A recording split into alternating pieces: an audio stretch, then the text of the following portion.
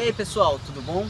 Difícil de imaginar, mas foi aqui onde iniciou todo o processo de colonização da cidade de Crateús. Aqui foi a sede da Fazenda Piranhas, fazenda esta, né, que foi a origem de tudo, desse povoado que se tornou vila, que se tornou o que hoje nós conhecemos como a cidade de Crateús. Mas é claro que antes disso tudo, né, se tornar uma fazenda, era habitada por indígenas, né, da tribo Caratiús, Potiguara, dentre outras etnias. Aqui a localização geográfica, a gente tem naquela direção o rio Poti. E diziam que aqui era o local mais apropriado para a fundação da fazenda. E quem fundou essa fazenda, em que ano, como que isso aconteceu, isso você vai acompanhar com a gente.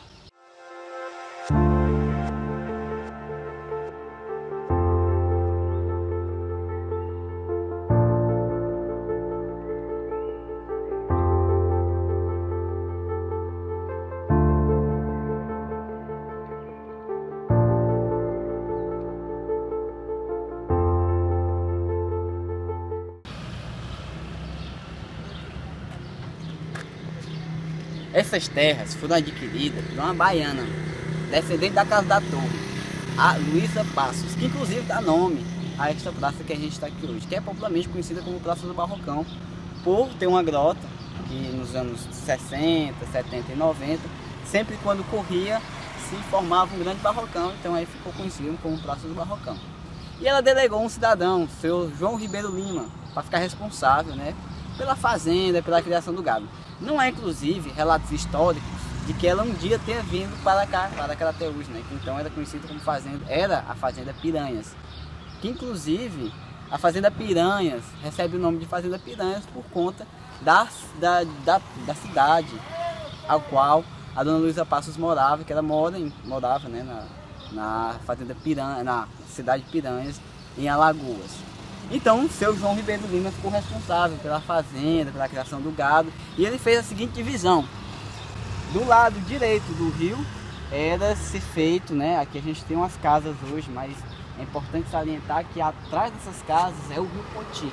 Então, ao lado direito do rio Poti era se criado o gado, e ao lado, na margem esquerda do rio, era executados, né, as atividades relacionadas à agricultura, né, os plantios das mais diversas coisas, né, feijão, milho, mandioca, dentre outros cultivos que se cultivavam aqui para que a fazenda se desenvolvesse. Lembrando que era o ano de 1760, 1780, então muito do que se precisava aqui teria que ser produzido aqui, porque os meios de comunicação, né, não existiam nessa época. Então imaginem, deu uma viagem daqui para a capital Recife, né, que era a capital dessa região na época, levavam-se dias e mais dias ao longo de burros, de jumentos, né? Mas muitos eram feitos a pé.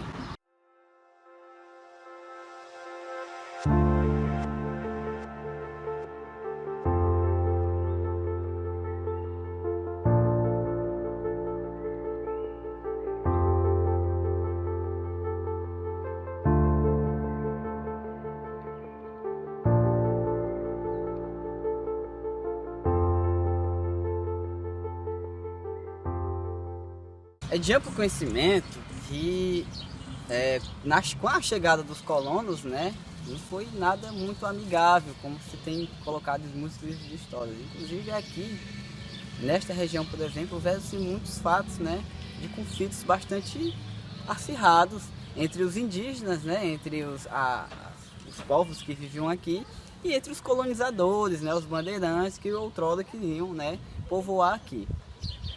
A grande conflito que ocorreu aqui foi entre os índios Caratiús, inclusive estes bastante guerreiros, contra o bandeirante Domingos Jorge Velho, né, que inclusive foi um dos protagonistas ao assalto ao quilombo do Palmares, né, inclusive colocam ele como um grande responsável a derrotar o quilombo do Palmares. Mas voltamos aqui ao sertão de Crateús.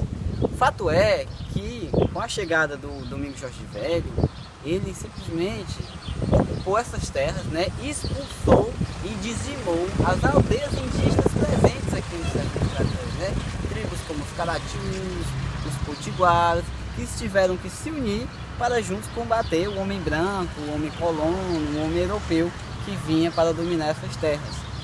Por onde eles vieram? Os bandeirantes, eles vinham seguindo o rio acima. Então eles vinham da foz do Parnaíba, né? Subiram o rio Poti e de lá para cá eles vinham, né, instituindo fazendas de gados, né? Fazendas para a criação de gado. E aqui a Fazenda Piranha também foi um exemplo disso e foi um fato marcante na história do conflito, né, entre os indígenas, índios Caratiús, com o bandeirante Domingos Jorge Velho. Há inclusive um fato histórico, né, isso contado por alguns historiadores, né, da região, que colocam que alguns dos indígenas aqui que, né, se renderam foram utilizados como os guerreiros para combater o Quilombo do Palmares.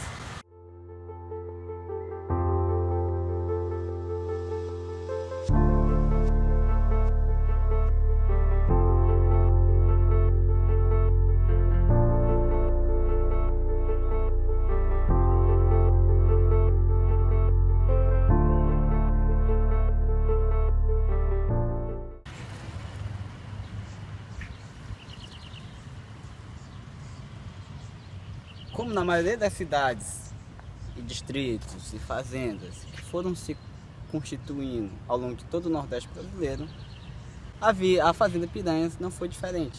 Existiam dois fatores predominantes para o desenvolvimento. Um era o gado e outro a fé. Então, logo depois de instituir-se a fazenda de gado, né, se construir a primeira sede, a segunda edificação, em 1770, foi a edificação de uma pequena capela. Uma capelinha pequenininha, muito diferente da que hoje nós temos aqui, a Catedral Senhor do Bonfim. Os historiadores contam que a imagem do Senhor do Bonfim, que está lá dentro hoje, foi trazida aos lombos dos escravos, né, dentro de uma rede de Salvador até Crateús. Dizem que a viagem durou meses, né, a pé no lombo dos escravos. E com a construção da capela, né, uma vila foi se formando ao redor da igreja. Uma vila foi se formando. E em 1832, a gente deu um salto, né, na linha do tempo, em 1832, a vila foi batizada de Vila Príncipe Imperial, em homenagem, né, ao imperador Dom Pedro II, regente nesse período no Brasil.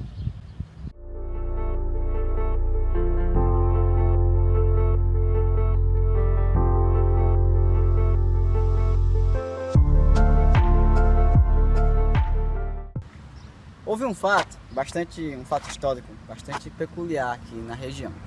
Esse foi a permuta entre dois estados, o Ceará e o Piauí. Inclusive, uma das pouquíssimas áreas de litígio ainda remanescentes hoje está por conta dessa permuta.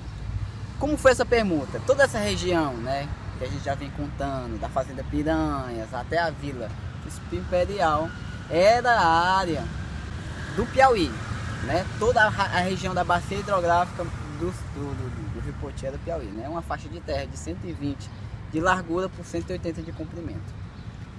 Porém, o vizinho estado do Piauí não tinha acesso ao mar, né? E gostaria de ter acesso ao mar para poder construir um porto, né? Para poder escoar melhor a sua produção, né? Pensando a longo prazo. Nisso houve-se um acordo entre os dois estados, Ceará e Piauí, para trocar faixas de terra, né?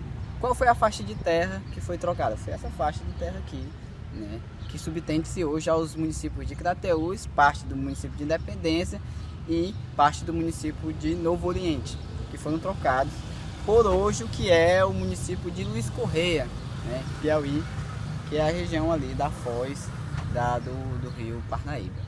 E essa troca, essa permuta aconteceu em 1880, né, 1880, então, a partir de 1880, Crateús, né, a Vila Príncipe Imperial, na época, se tornou o Ceará e toda essa região também.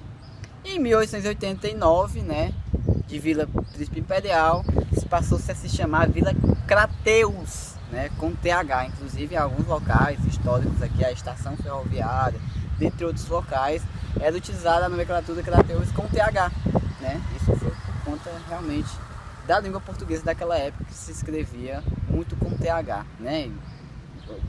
Semelhante a isso, a gente tem o nome Mateus com TH, naquela época também farmácia da PHA, enfim, não fugindo do assunto. Então a gente teve, né, boa parte da nossa história, das nossas raízes vinculadas ao vizinho estado do Piauí.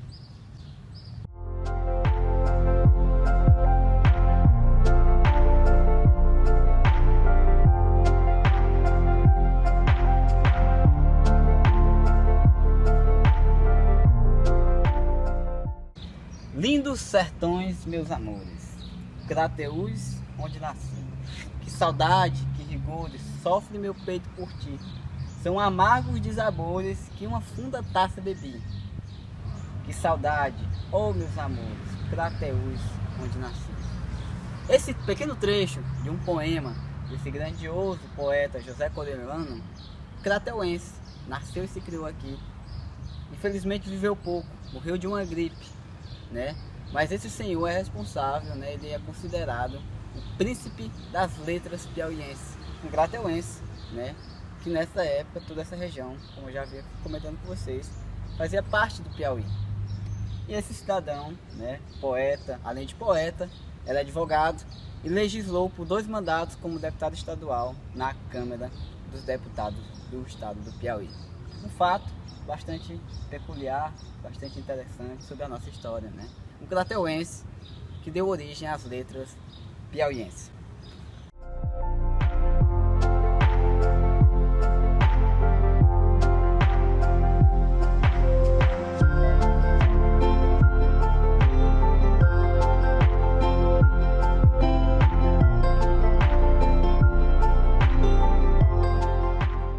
E então, após a permuta em 1980 e após Crateús, né, a Vila Príncipe Leal recebeu o nome de Crateús e assim fazer o resgate e a homenagem aos povos que viviam aqui, em 1911, né, já com a notícia que as linhas férreas já chegariam a Crateús no ano seguinte, elevou-se a categoria da cidade, né? Então, de Vila Crateús, em 1911 passou-se a cidade Crateús, né?